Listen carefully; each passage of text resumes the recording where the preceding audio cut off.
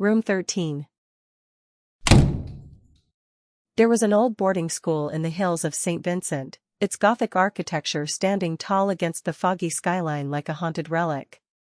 St. Maria's Academy had once been a place of prestige, but decades of whispered rumors and unexplained disappearances had left its corridors cold, and its dormitories half-empty.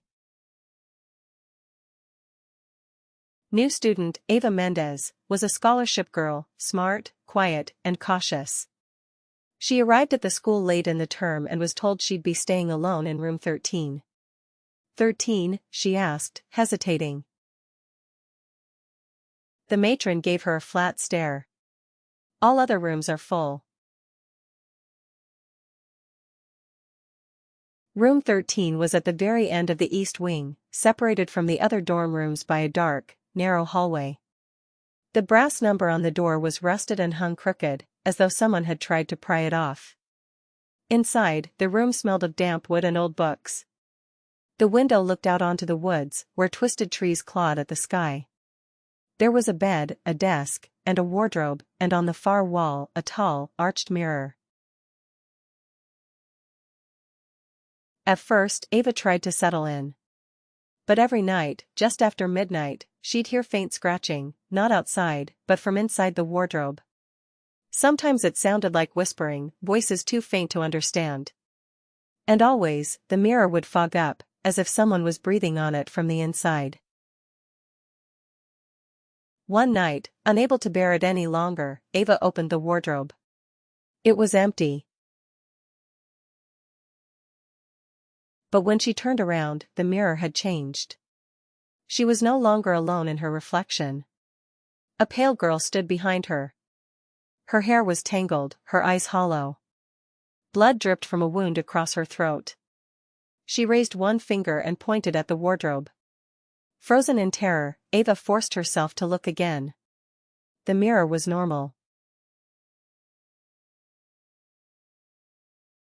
You could hear Ava burst into a scream when note that said "You are next" from the wardrobe. A single note had appeared, bold, yellowed, and scratched in childlike handwriting. She never left. Neither will you.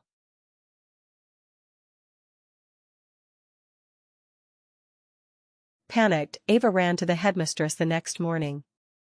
But when she mentioned room 13, the woman looked confused. "There is no room 13, she said. Ava insisted. She took the headmistress down the east wing, but where room 13 had been,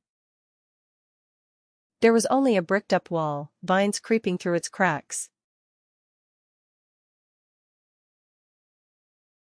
Later, in the dusty archives, Ava found a news clipping from 1976. Student found dead in locked room, body of Margaret Wells, 14, discovered in room 13 of East Wing. Cause of death, unknown. Room permanently sealed. Ava never returned to school. But some nights, students in the East Wing say they still hear soft scratching in the walls, and when they pass a certain spot near the end of the hallway, the air turns icy cold.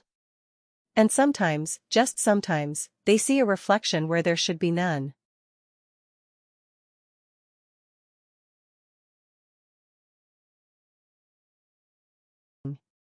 Tell me this if you ever find yourself staring into a mirror late at night. Are you sure the reflection is really yours?